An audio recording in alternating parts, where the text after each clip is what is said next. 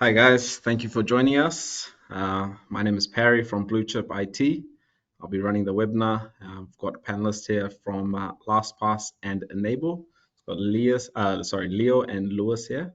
Our third panelist, Paul Leslie, he's not able to make it today, so it'll just be Leo and Lewis providing the insights. Just going to wait a couple minutes, see if anyone else joins, and then we'll kick off. Just want to give people a few minutes. Sometimes you're stuck on a call, whatnot. So we'll be kicking off in a few minutes.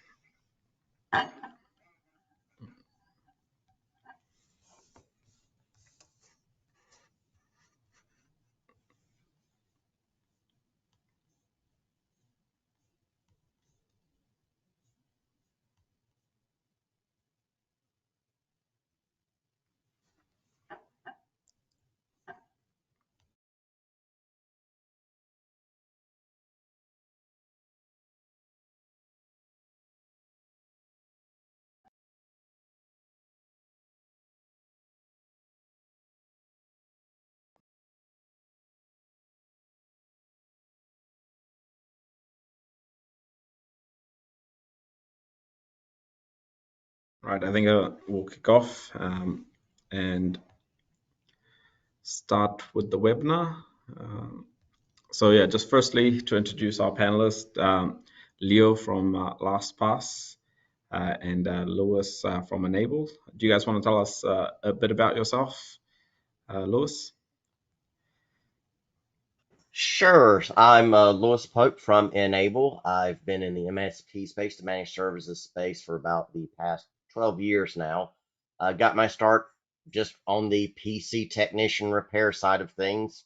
Did that as a side hustle for many, many years before formalizing it with a computer engineering education. And now I've been at Enable for the past 6 years in my role as head security nerd. And I'm a advocate and educator at the company for our partners as well as the MSP community. Awesome. That's good. What was your main hustle when you started off as a PC technician?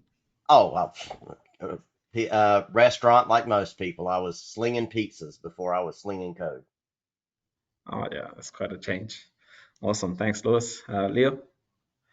Thanks, Barry, and thanks, Louis. Hi, everyone. My name is Leo. My role at LastPass is Senior Solution Consultant.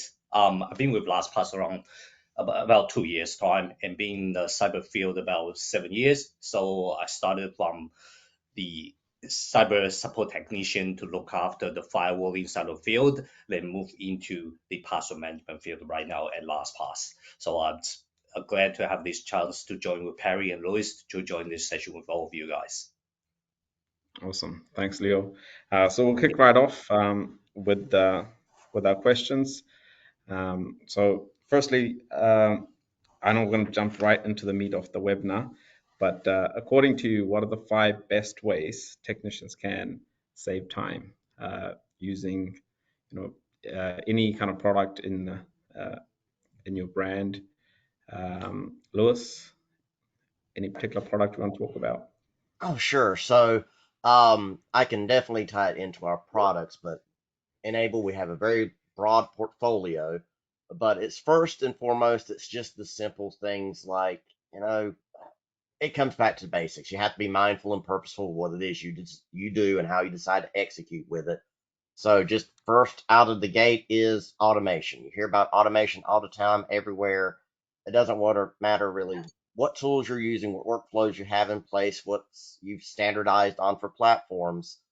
Every day should be a what can I automate? What can I take and whether it's robotics, robotic process automation, leveraging AI, or simply just taking advantage of scheduling and tools, whatever it may happen to be.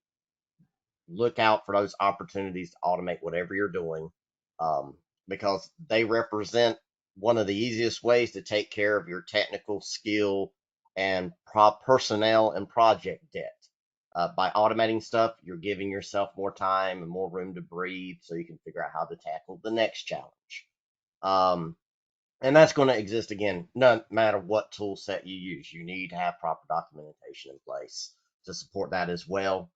So if it takes you 3 hours, 5 hours, 6 hours over the week to figure out something, it needs to be documented somewhere so the next time it comes up, somebody else can figure out in 10, not in the 3 or 5 hours that it took you to figure it out. So with Enable, our Central platform and our Insight platforms, as well as our Code data protection platforms, they all excel at this because there's ways to automate everything from the recovering testing of your backups, of having your backups be completed, spin up that backup as a VM and a protected enclave, get screenshots, verified that it was a good bootable, and feed all that information right back into the dashboard. So it's simply a status that you monitor. It's not a workflow process that somebody has to go through of downloading an image, getting it into a VM container somewhere so you can boot it and test it. That's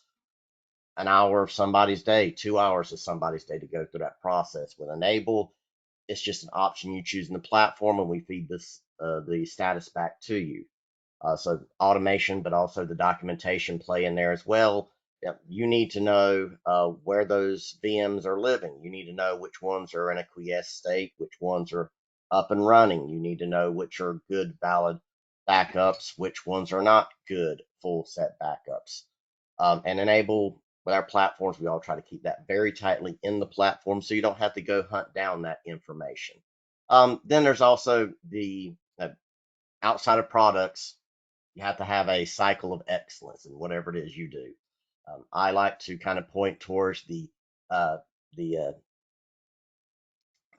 Six Sigma process, which is going through that continual process of setting up control, defining things, setting up controls, measuring them, analyzing and improving them, and going in that just circle of improvement all the time, continuously polishing things. So as soon as you think you've got something figured out and it is automated, well, once you've automated all the things, it's time to start the cycle back over, go back to the beginning and rework through that process again.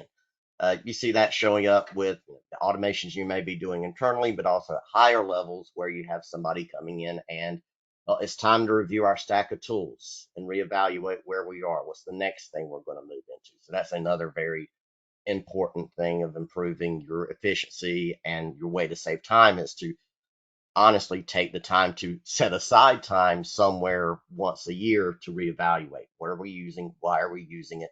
Are there opportunities to improve or shorten our time to delivery, or whatever kind of improvements you can get simply by going back out and seeing what's available on the market? And the last one would probably be just as a direct reference into what we have available for us at Enable, is that we have the ability to offload so much. There is always that point in time where you have to just step back, take a deep breath, and say, we can't handle this. We don't have the personnel. The IT or security budget is not going to get increased this year for whatever business decision that was made to make that decision. With our Enable MDR offering, we have a great pipeline of a SIM to SOC to SOAR to auditing and compliance platform available, where, yes, we can't hire 6 or 7 new individuals to start staffing a SOC. We have an offering that where we can get you in there and in a matter of a few hours, most of the times, get you implemented in that full pipeline of SIM, SOAR, SOC, and compliance and auditing in most environments. And that right there, just in itself, of like, we're saving you time, not just because the tools are great and they streamline the processes whenever you're going to interact with it, but we're saving you the man hours. You don't have to have this people on staff to sit there and read and digest the new security intelligence threat feeds that came out for today, figure out what the IOCs, the most important IOCs of the week might be. That's just all of a part of the service that we offer with Enable MDR. Cool. Awesome. Thanks, Lewis. We've got quite a few late here, so I'm just going to summarize your question and answer. So we started by discussing, what are the top 5 ways technicians can save time, and excuse me. And yeah, Lewis provided a great answer there, which I'll summarize shortly. But yeah, I just want to start off with this question, which really gets into the meat of the webinar, saving time, and then we'll do follow-up questions. So from Lewis, we had automation, which was one of the ways, documenting, processes. So, if you need to go back to it in the future, or another technician needs to go back into it in the future, having the proper documentation, that's a great time saver. Having the right processes in place and reviewing them on a quarterly or yearly basis, whatever your timeline might be, and offloading the work to other teams if you don't have the resources internally. Did I miss anything there, Lewis? No, that's the highlights of it. I mean, each one of those subjects is, of course, another 2-hour conversation within Mm, themselves. But sometimes, especially whenever you're a technician, you might feel like you need that magic bullet solution to mm, fix everything for you, but sometimes it's just the simple things. yeah, awesome. So I'll pass the same question over to you now, Leo. So top ways technicians can save time, um, Thank you, according to Perry. you. Thank you, Perry. Yeah, just to resonate what Louis has position of the enable side of thing. He emphasized on integration in automation, which is something that LastPass could do as well. So LastPass do have the capability to be able to integrate with external SIM systems such as Splunk, Azure Sentinel, and also such as from billing perspective, we can also do out-of-box integration with PSA providers, especially for NSPs for ConnectWise and data. And one of the key things, how do we manage the onboarding, offboarding user provisioning process, right? We can also set up automated process with all the major IDPs such as Azure, AD, also Okta, and also Ping1, etc. So these are the integration and automation process that we can help all the NSP engineers to help them to minimize the time they will be spending on the day-to-day task. And also with LastPass NSP program, we do provide the NSPs with multi-tenants environments. So the engineers, they can leverage these multi-tenant environments on the single pane of glass to better manage their child tenancy. So each of the child tenants, they are isolated to each other and they will have their own dedicated admin console. And we also have another cool feature called policy template. So they can create a baseline policies and leverage these baseline policies to replicate the process and apply to every of the newly created child tenancy. So those are the key 5 ways that we can help the technicians to save times. Awesome. Thanks for that, Leo. Just for the Wonderful. audience as well, there's a chat functionality if you want to drop any questions. I'll pass them through to the panelists. Um, so yeah, just pop your questions in the chat. We'll move right along. So yeah, Leo, you mentioned integration, having that multi-tenanted view, and having the templates and policies in place. All great ways to save time. Um, how easy is it and how practical is it for technicians to actually implement this, do you think? Actually, it's from my own perspective and experience, it's not so difficult. I believe that Mm, probably technician around like a level two support engineers, they will have that capability to set up integration, right? And each of the integration process, roughly, I timed myself around 1.5 hours to 2 hours to get the whole things get set up. So yeah, it's not a timing or complicated process. And with LastPass, with the integration for all these major vendors' product, we have document by providing video recording as well as step-by-step setup instructions as well. yeah, awesome. And Lewis, for your answers, I think a lot of that implementation has to be from the business owner in terms of processes and things. So I guess I'll pass the same question on to you. How easy is it for the business owner to implement, all these things, and for the technicians to actually follow it day to day? Right. It's one thing to have the business owner decision maker to make that business decision of I want you to be faster, I want you to be more efficient. But then there's the in the trenches actual application of what needs to be done. That's the doesn't matter how fast they tell you to run if they don't buy you good running shoes, then you're you're fighting against something that you might not have to fight against. But with all the enabled solutions we have, there's the top level understanding or the business level understanding of, why would you need the tools? Why would they make your technicians more streamlined and efficient in what they are doing? Which we speak to a lot, but I think it's the more important things of a simple example is um, with our Cove backup solution. There's probably, if you're a sizable MSP or a sizable IT team, there's probably 2 or 3 people that have a responsibility to keep an eye on the backups to kind of, check in on them, make sure that they're working correctly. Logging into a VPN to go log into an actual backup appliance and check its status, check its storage consumption. With Enable, it's a streamlined one console process so that it becomes one person's job on the team to monitor a single dashboard for your entire estate. You don't have to worry about the oops, we missed something, and now we're having to rebuild or rebase an image of a server over the weekend. Whenever there's complications with any backup set, it immediately surfaces it for you as soon as it happens.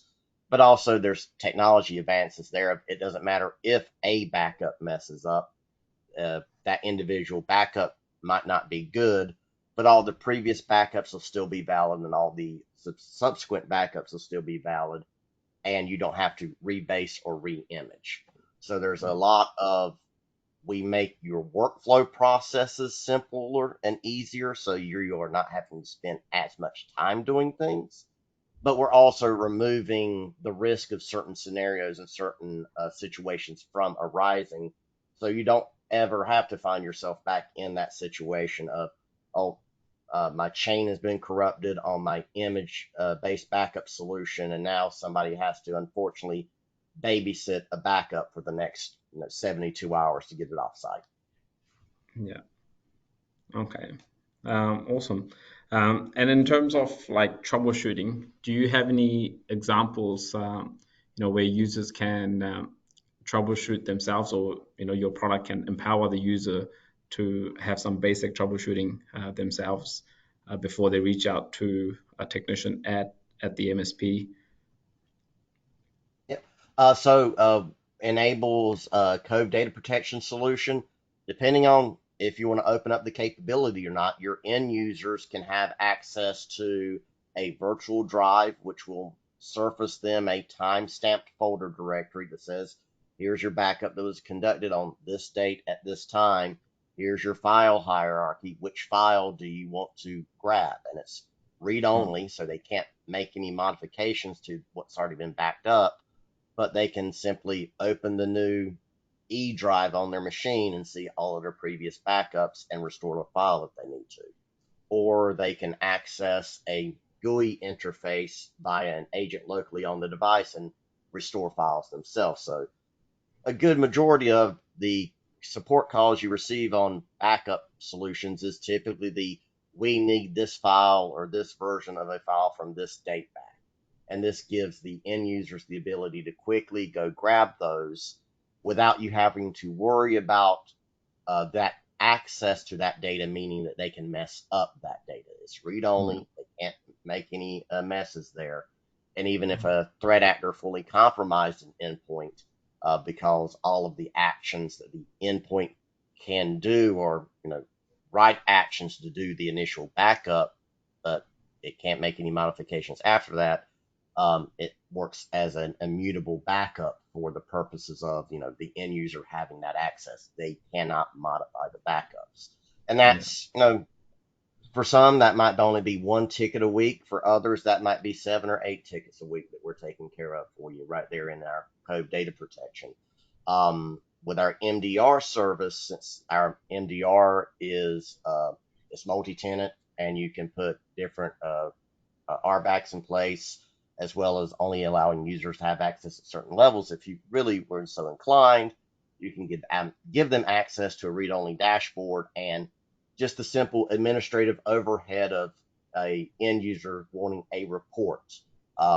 We need to know what our multi-factor authentication stance looks like across M365. That is simply a report that they can go into the portal and produce for themselves instead of reaching out and asking you to do it. Yeah. Okay. And with the Cove stuff, there's if someone is not as technical, there's no way they can actually break those backups or delete Right. anything. There's nothing they might be able to break the agent so that it can't do any further backups. It doesn't Mhm. take much for a user to, jack up an application running on a system sometimes. But if they manage to do that, it wouldn't hurt any of the previous backups that have ever been conducted. And if it's caused a problem where it's no longer running any current backups or it's not communicating with the dashboard anymore, it kind of yells at you in the dash to say, hey, you have not done any backups in the last 24 hours, 48 hours. There's even some additional filters you can set to say, hey, I need to know if systems haven't completed a backup within the past 6 hours. So you don't wind up in those situations where somebody, an end user's nephew was on their computer and they were trying to make it faster and they started cleaning it up and then all of a sudden it's not doing backups anymore. That's Yeah. not going to escape your view. That status is going to be in the dashboard available for you either to see it as your daily check-in whenever you first log in the morning or via the reports that the system can generate for you on a scheduled basis. Yeah. It sounds like something my nephew would do. Try to speed up the PC. Leo, over to you now. The same question. Do you have any examples, which empower the end users to, troubleshoot common issues themselves with LastPass? Yeah, thank you, Perry. Yeah, that's a great question. So we're coming from two different perspectives. One is from educational piece. So from LastPass, we do have the education program called LastPass University. So Mm. within LastPass University, there's end user training as well as admin online training as well. So any of the LastPass users, they can register that and go through the training curriculums to ensure that they are upskill their knowledge about LastPass. So when it comes to dealing with any types of the common scene issues, they can have pretty good knowledge about it to help them to navigate through all the problems. And also we have a LastPass 101, which is micro demo as well as some of a training channel that's hosted on YouTube, right? So any of the users of LastPass, they can visit these channels and to make sure that they get all the solution there. And from the feature perspective, to deploy LastPass, the user, they will install a browser extension on any brand of browser they are keen to run the LastPass on. So on the browser extension, there is a feature called Fix a Problem Yourself. So the Mm. user, they can navigate to a browser extension, click on that, and that will run them through step by step some of the key fundamental problem solving solution that will populate over there. So they can follow all the steps. Yeah. Yeah. So Okay. those are I've the seen key. that feature, but Yeah. in my extension, but I've never actually clicked on it to see what it goes into. But yeah, I might give it a go. But I don't have any issues with my extension, so probably why I never clicked on it. But I mean, like the most key important problem is user forgot about their master password. Yeah, yeah. So Yeah, and with but that the as thing well, is, yeah, that's a um, lot. LastPass is zero knowledge security model, so we will never be able to store or know the user's master password in Plan X. yeah. You can always have like a in-house admin as well to Yeah, deal with yeah, that. that's right. That's a pretty common one because the master passwords are quite complicated. People tend to forget them, and Yeah, yeah, just having someone internally as an admin who can reset the passwords, that's a big time saver for MSPs yeah, because they're yeah. not logging a ticket. So yeah, I think that's a great one as well.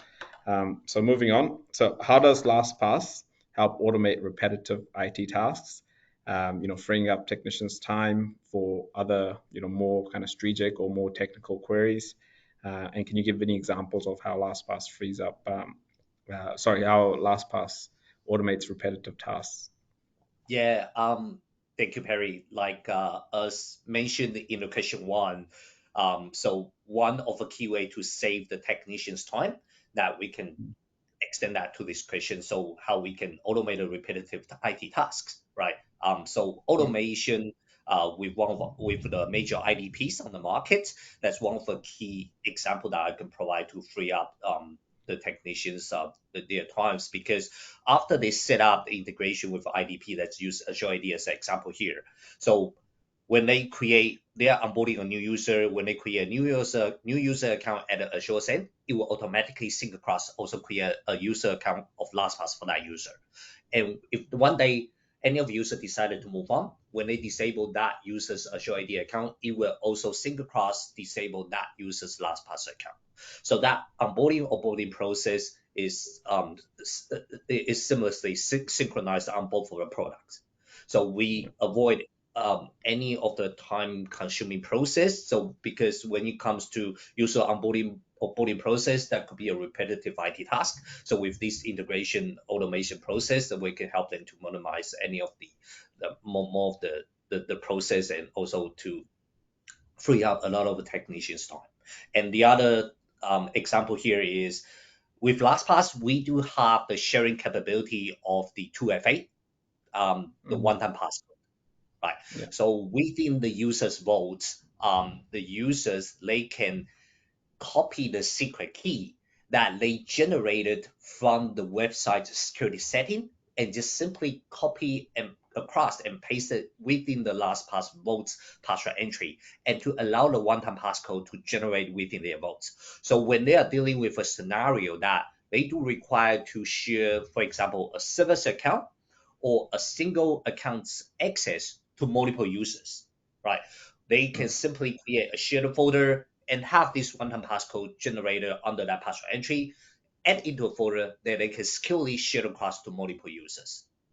Right? Yeah. If anyone or technician decided to move on, they can revoke, so which means that technician can no longer have access to that account. So the protection on the service account is very smooth, and also it's pretty simple. We simplify the entire process. Yeah. I'm a big fan of that feature. I use it myself a lot.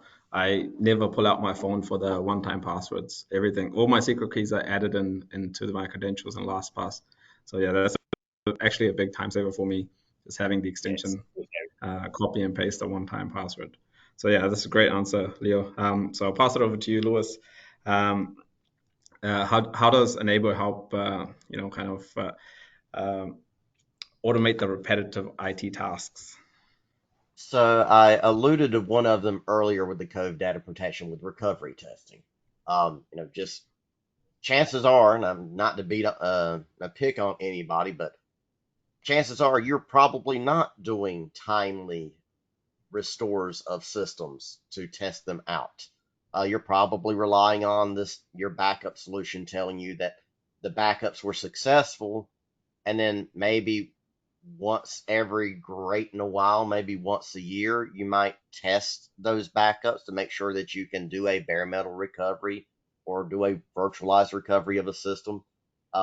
With enables Cove data protection, it's just an option. You flip a switch, and we will automatically test that for you, even if you don't have that system set up as a standby recovery. It's simply I'm doing backups and I'm not doing any recovery side. I'm not doing standby images or nothing else. We can still test those for you. But if you do go for the option of, well, no, I not only want to do a backup with Cove, I also want to have a standby image in Azure, Hyper-V, a local ESX box, whatever it may be. Every time Cove completes a full backup of a system, it'll update that standby system for you, then pull over the deltas, and it'll boot it up, take the screenshot, make sure it's a good boot of the system, feed it back as a status into the dashboard.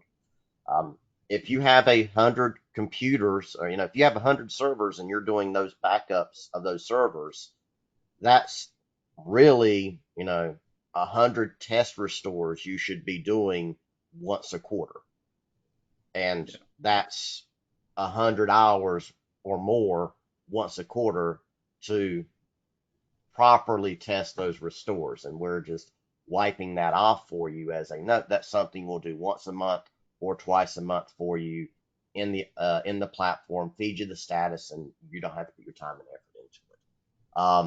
There's also in Cove the uh, post backup and pre backup scripting that you can set and initiate. So instead of having to try and coordinate between your backup solution and your RMM solution or Intune or group policy to have the backup occur, but before the backup fires off, I want this preemptive actions to work, and I want these post backup scripts to run to, to do some concatenation of log files or to dedupe a set of files or whatever it may be, because you know that if you don't do it, your storage gets out of hand and you get these giant log files rolling around that end up being, hundreds of gigabytes. Well, Yeah. you have to do it. You try to schedule it up through any of these other types of platforms to make it happen, where we just have it built into the platform, have it as a post or pre-backup script, and we will gladly run it for you before or after the backup job runs, and you're no longer trying to fight the scheduling and hoping that you don't hit a race condition somewhere where you don't properly bring down a antiquated database before you do a backup of it. It's streamlined in the product. Yeah. Awesome. Yeah, I think that's a big time saver, the recovery testing as well, because you need to do that, constantly. So having that task automated, a big time saver for technicians. And yeah, good value add for the business owner as well, because they're saving so many hours, even though Exactly. they have, yeah, there's a small That's a fee for that whole testing. full-time employee. Yeah, exactly. Awesome. Thanks, Lewis. Um, can you elaborate on how Enable kind of facilitates proactive identification and resolution of IT issues or problems that might disrupt the user? Any So, incident? yeah, there in Cove, there's no kind of back to the recovery testing is one thing, because you never want Mm. to be on the other side of an incident where you now have to recover a system and it's a non-bootable backup that you have. Yeah. But then there's also other situations that you might get into where, um, with such as our MDR offering. Our MDR offering is a SIM SOC SOAR platform with a 24/7 SOC offering with it. So just the simple fact of, do you have 24/7 staffing? If you don't have 24/7 staffing for monitoring of security events, how do you get that? It's a big challenge. That's 8,740 hours of payroll a year, I think, just to have one person on the clock 24/7, if nothing else, just to look at your SOC dashboard. Um, with Enable's MDR offering, we're giving that full SOC team, but we're also giving you SOAR, behavior analytics, user-based analytics, AI, machine learning, data science rules, a bunch of stuff where it's just being offloaded from you. You don't have to go into the effort of monitoring for these things that are your early indicators of something going wrong or sideways. Chances are your environments, your clients, your end users, they may not all have E3 or E5 licenses with conditional access enabled. They probably only have, Microsoft security, Microsoft Business Premium licenses. So Yeah. how are you supposed to know whenever that user logs into OWA from a foreign IP address and fails their multi-factor authentication challenge? Can can you find that out? Yes, you can find that out, but that requires you digging and going to look for it, and honestly being very familiar with Microsoft. Um, or like with Enable's MDR, it comes with the platform. It's just a function of it. Whenever you have one of those situations, it will automatically flag it for you. Dig that event out of that avalanche of telemetry and security events that are flowing in from everywhere, and automate that response of, okay, that user is logged in from a foreign IP address that they can't log in from because they literally just logged in from their home network an hour ago. Let's go ahead and kick that user out of their current sessions and disable that user. With Enable MDR, that is a less than 5-second process that's automated for you that you don't have to be involved in. So there's all kinds, and it's not, that's one example. There's all other kinds of SOAR actions that it can take for you, but it's just shortening that time to figuring out something happened or something went wrong. There were the NTLM hash attacks against Outlook, an Outlook vulnerability a couple of months ago. If you did not have a SIM in place, if you did not have a SOC ingesting information out of that SIM, and you suffered from that vulnerability, you probably wouldn't know that you were hit by that vulnerability until much later, and somebody was already pulling, an extortion attack against you. So with Enables MDR, we're trying to shrink that time to those early indicators, those first security events that might be popping up, finding them, making sense of them, automating the response or threat hunting that comes out of the SOC team to chase it down, to better understand it, to figure out that a device needs to be locked down or brought off the system, and making that a process that you as an individual IT person can take advantage of without the need of convincing, the powers that be that you need a budget for that kind of a team.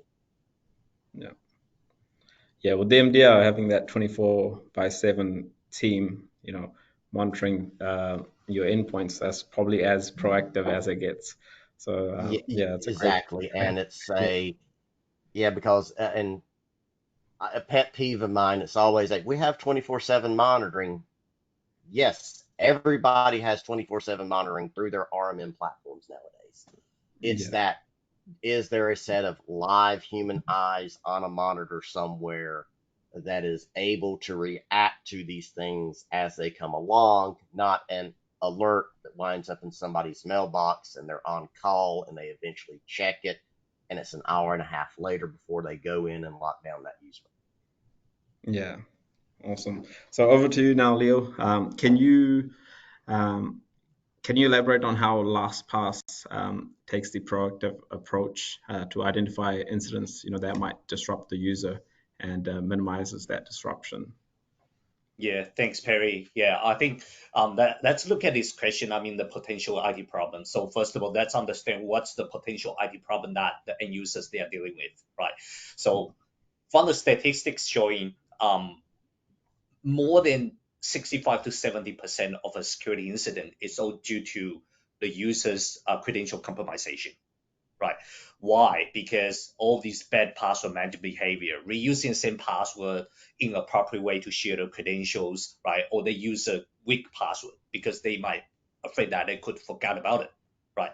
So with LastPass, we do provide with the security dashboard for the management or the engineers to give them an overview of how each individual user is doing from password hygiene perspective. And there's also another feature called email notification that once any of the bad password behavior or bad password hygiene have been detected, it will automate that email to get sent out to remind the user to improve their password hygiene. And externally, LastPass, we also have a feature called dark web monitoring.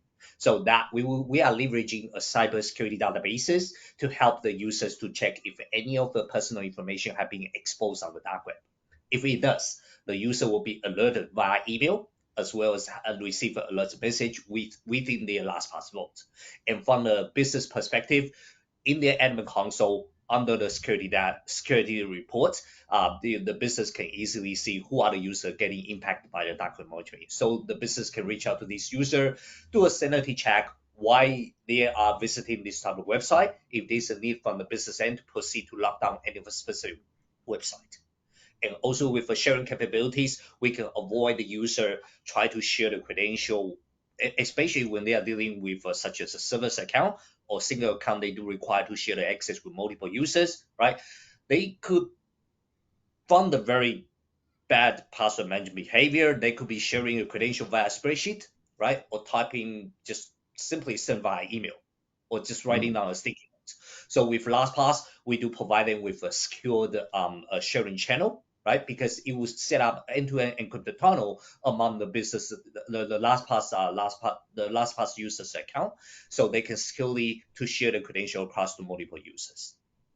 Right. Yeah. So those are the key things that we can help to more proactively to be able to identify and provide a solution when it comes to dealing with the IT problem of, especially when it comes to user credential management. Awesome. I think we're all familiar with the database Have I Been Pwned, and most of us, we do go on there and check our emails to see if any credentials have been leaked. But having that dark web monitoring from LastPass, that's a really proactive kind of approach. Just getting a notification, you don't have to remember to go check that database to see if there's been any new leaks. So yeah, I really like that one, Leo. The dark web monitoring. There are products out there that can do that for you, but that requires a separate license. So having it built into LastPass, just as part of the password manager, I think that's a great offering. And great way to proactively kind of cut down the disruptions before our credentials leaked and someone uses it. So yeah, great answer. So moving on to our next question. In today's complex IT environment, how does LastPass integrate with existing tools to streamline the workflow and minimize context switching for technicians? Yeah, I mean, this ties back to original question in question one. Yeah, we do have the out-of-box integration capabilities with all the major IDPs, right? And also PSF providers that's for set up the automated billing, right? And also the external SIM systems. So with all these like nowadays we know complex IT environments integration is one of the key pieces that, especially for NSPs, they are concerning about if it's going to be a very time-consuming task for their engineers to deal with. So with LastPass, we have all these out-of-box integration, and of course, we are continuously to expanding the integration with other vendors as well. There's a lot of terms of the different features for integration automation process that our product management team they are already working on as well. So that's all these integration automation piece that we can set up with all these major ID vendors on the market that we believe we can help the all the technicians to minimize any of the context switching. Yeah. Awesome. Yeah, thanks for that. Lewis, I'll pass the same question over to you. All right, so in all of our platforms, we have a mission right now to improve our API, especially our REST API, because that's what integrations are built on. If you don't have those APIs publicly available and exposed, well, it's a challenge for other vendors to integrate with you, but also it's just hard for the individual to get more out of their product that they might be using. So API is a very big thing for us. We're putting a lot of effort into that. But then we're being very agnostic on systems and other tools.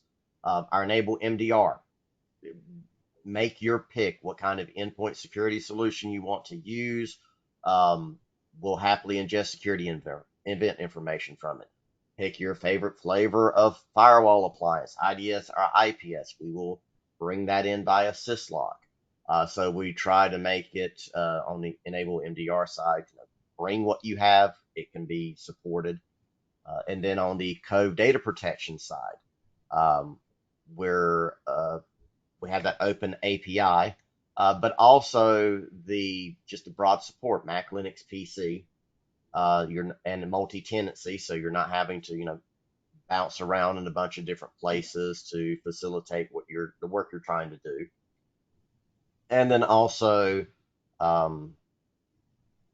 with that on the destination, on the other side of it, you've done your backups, now you need to recover. We facilitate you doing bare metal recovery to dissimilar hardware, so it doesn't have to be a match, to the original system 100%, or even sometimes even 80%. There's a lot of opportunities for you to restore to desperate systems with us whenever you're doing bare metal. But we also let you do physical to virtual, virtual to virtual, and virtual to different virtual. So if you were backing up a Windows 11 box that it was hosted inside of Hyper-V, we can very easily restore that into an ESX target. We can restore that into an Azure target, or that again, that physical system. So we even have the opportunity for, if for some reason you find yourself in a situation where you need to migrate away from your virtualization platform you've used for many years because of licensing changes, you can use Enable's backup code data protection to get yourself from those old production systems into new production systems and have a very clean switch off between the two of them. Yeah, awesome. Yeah, I think that's really good.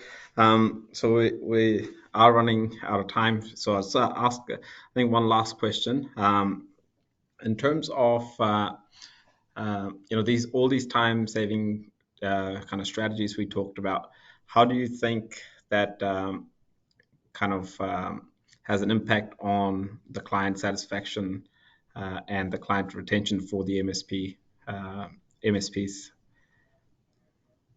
So there's always the challenge of whenever you're a technician or an engineer and you're a partner, a client facing or end user facing role. Mm, You only have so much bandwidth. You only have so much of an attention span. And mm, if your attention and your efforts are spent focusing on, you know, the dirty work down in the trenches, you're not going to pick your head up long enough to pay attention to the non-technical people and the challenges that they are facing, that you probably have a great streamlined easy solution for them that would shave 30 minutes, 40 minutes, 2 hours of their busy work off of their daily responsibilities for them. But you're too busy just making sure everything turns on and keeps running that you can't help the end users. You can't help the business improve its business functions if you're too busy making sure that the lights on the switches stay on. yeah, awesome. Yeah, I think that's it from my side of stuff. We got a question from the chat here. So, how often should these kind of practices be assessed in terms of having those time-saving processes in place? How often should they be reviewed? I say for me, I like to see there's a small team review and then there's the business review. There should be like a functional monthly review of the people actually doing the work. And then quarterly, that should be consolidated and reviewed up with higher levels of the business. But yeah, I'm a very big proponent of once a month, you and the technical team and the direct managers for that technical team should be sitting down and reviewing. Here's the stuff where we spent a lot of time this month doing these things. We can't automate it, but you know, basically, I need you to stay. No, I need management to stay off my back for 3 days, or we're going to have to bring down this production environment for 2 days, but we're going to get this giant benefit on the tail end of it. I think that should be something that is monthly, and then justifying and bringing that up higher would be a quarterly. Quarterly, every maybe quarterly, once or twice a year, sometimes, whatever you can get the Mm, powers to be to agree to. yeah, I think everyone's too busy to do that on a monthly basis, but yeah, it does need to be done. But yeah, I think that's it from my side of stuff. For the audience, if you have any questions, now's your chance to post them into the chat. We still have a few minutes for Q&A. But yeah, just to wrap things up, any kind of last words from you, Leo, to add from both of you, actually? No, it's just a great session here. I really enjoyed it, and thanks for organizing that, Perry. And yeah, it's really good to have you as well, always on this webinar to share the experience with all the audiences. Uh, Same, thank you, Leo and Perry. It's been a pleasure to be able to join and talk this kind of stuff. It's It's one of those, I love talking shop, but nobody at home likes to talk shop with me. So this is my outlet. Yeah, awesome. Thank you both for providing the insights today. I think we'll wrap it up here. There's no more questions from the audience. Thanks to everyone for joining. We'll send out a summary of everything that was discussed after this webinar. And yeah, I think we'll wrap it up here. Okay. Thank Awesome. you. Cheers, guys. Take care. Been a pleasure. All right. Cheers. Bye.